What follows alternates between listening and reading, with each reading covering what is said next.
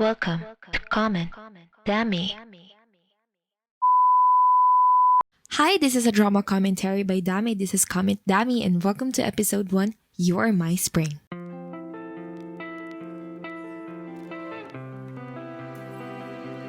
Right off the bat, You Are My Spring is a TVN drama currently streaming on Netflix that took over TVN's Monday and Tuesday 9 p.m. time slot previously occupied by my fave drama of 2021, Doom at Your Service. If you haven't watched that, go check it out. It's free to stream on VU. It's a really good drama. Go check it out. You Are My Spring is starred by Hyun-Jin and Kim Dong-Wook. You might have known Hyun-Jin as the female lead for Dr. Romantic, The Beauty Inside, and the 2016 hit drama Another Miss O. Well, you might have known the male lead Kim Dong-Wook from his drama Find Me in Your Memory, Special Labor Inspector Mr. Joe, and the 27 hit Coffee Prince. The drama is written by Lee Min-na, who also wrote the TVN drama Bubblegum, starring Lee Dong-Wook and Jung Hyun, and is directed by Jung Ji-Hyun, who directed internationally famous dramas like Search WWW, Mr. Sunshine, and The King Eternal Monarch. So a quick plot summary about the drama according to TVN's website and streaming platform TVing. You Are My Spring is a story about 3 adults living with their childhood traumas from when they were 7 years old and have crossed paths in a building where someone has been murdered.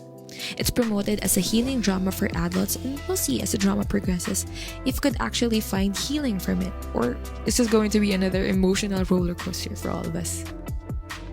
So moving on to the commentary, I have 2 points I wanted to talk about. First would be about how the drama is using contrast to effectively tell its story, and how similar the drama is with TVN's 2020 representative healing drama, It's Okay to Not Be Okay.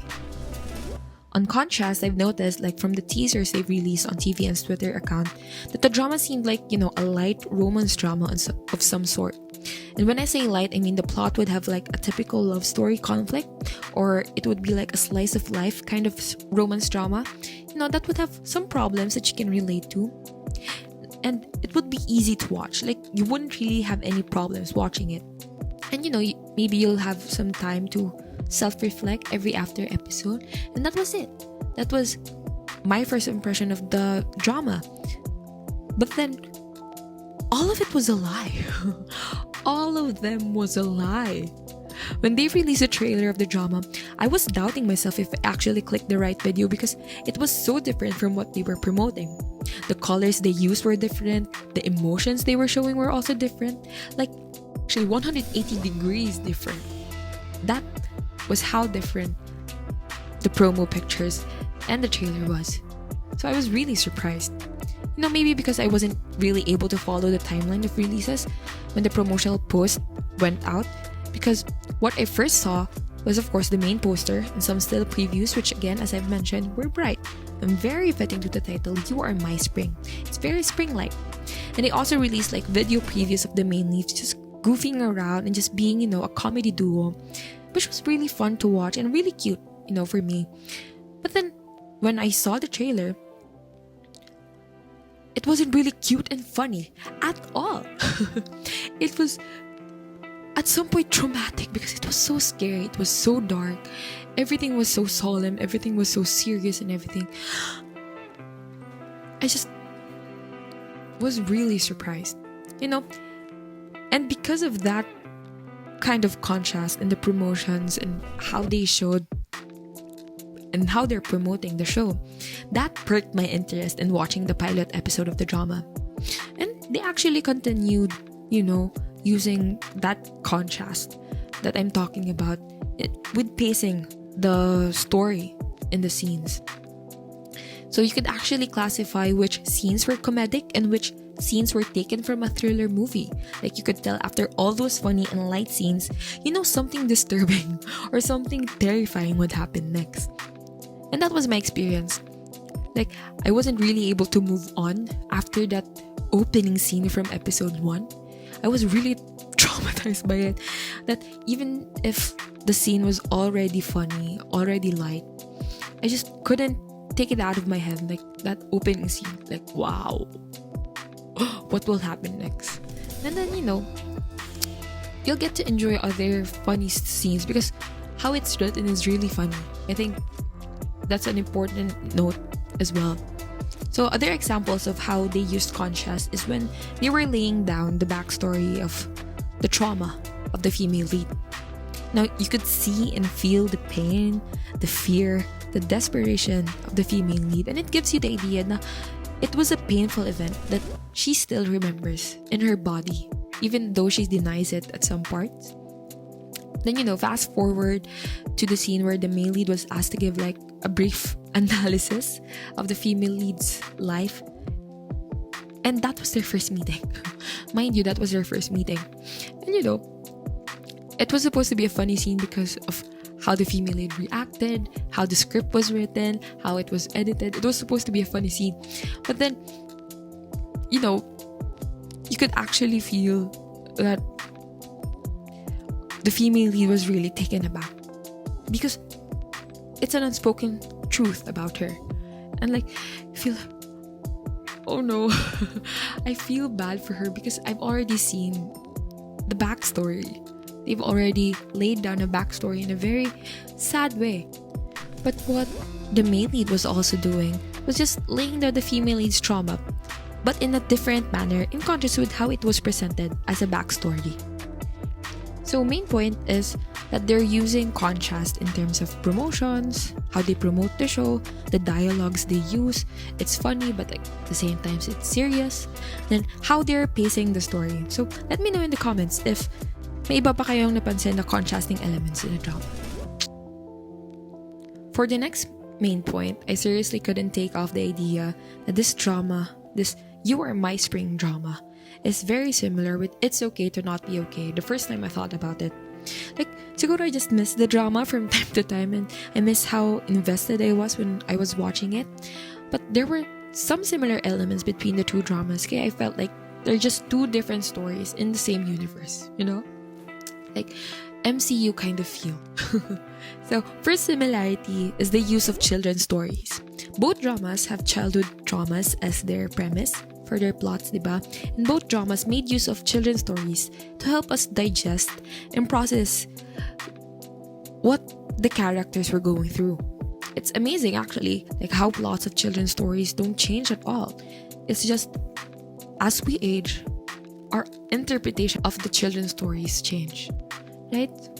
That's so amazing. Like, some children's stories are expected to bring positive ideas most of the time and, cultivate good character. But in these dramas, they try to pull out the negative sides of the stories. Like, they're trying to give a different interpretation to it that it will make you think that, that also makes sense. That could also be what happened in children's stories. So that's just an amazing thing and an amazing way to tell a story for me.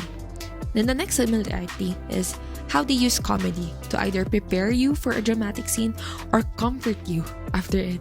Like, if you've watched It's Okay to Not Be Okay, there would be times that you're laughing because of their antics and then suddenly you're just ugly crying. Then you're back to laughing, then now you're just scared. I think that's how they tried to balance the emotions they wanted the audience to feel every episode. And as I've mentioned, You Are My Spring is also doing the same thing. It's either you're laughing or you're scared. For now, there's no in between. I've watched until episode 4 and episode 5 is coming out soon. And then, my emotions of being scared and being seriously entertained at how funny they are just, goes back and forth. Because that's how you can see the divide in every scene. So it's amazing, that they try to incorporate comedy to help you somehow distress or, prepare you in some kind of way. Then the last is the integration of the science of the mind and emotions in telling their stories. Like, I like how they give us scenes from professionals to help in explaining or debriefing viewers on some problems the characters were facing in the drama na I'm sure most of us can also relate to. Like in that one scene in You Are My Spring about the female student and how her mother thought she's a pathological liar because she kept lying that she didn't eat in secret when, she's supposed to be on a diet. The main lead is a psychiatrist in profession and helped the mother understand the situation, making us understand the situation as well, and in my case, think and reflect about a similar experience. Siguro, one thing na I think both dramas are trying to imply then is that being sick, emotionally or mentally, is the same with being sick physically. It's a serious matter that we shouldn't neglect, and at the same time, it tells you na you can also heal from it. Now, it might take time, but you can heal from it, diba? And especially in episodes 3 and 4, that message is very eminent because I just like how reserved the main lead was in trying to comfort the female lead. Because in such traumatic events, we really don't have anything in our power to actually help someone to overcome that. We could just be with them and just, be of support. And we could just wait for them to heal. And while waiting for them, we can help them in small ways. It's not a direct solution to their problem, but at the very least, we could be of some help to them by just waiting for them. So yeah, those are my initial comments in the first few episodes of You Are My Spring. I recommend this drama for those looking for a good laugh, enjoys a bit of a thrill and mystery, and would like to self-reflect while watching. Let me know if you agree or not, or if you also notice these points in the comments.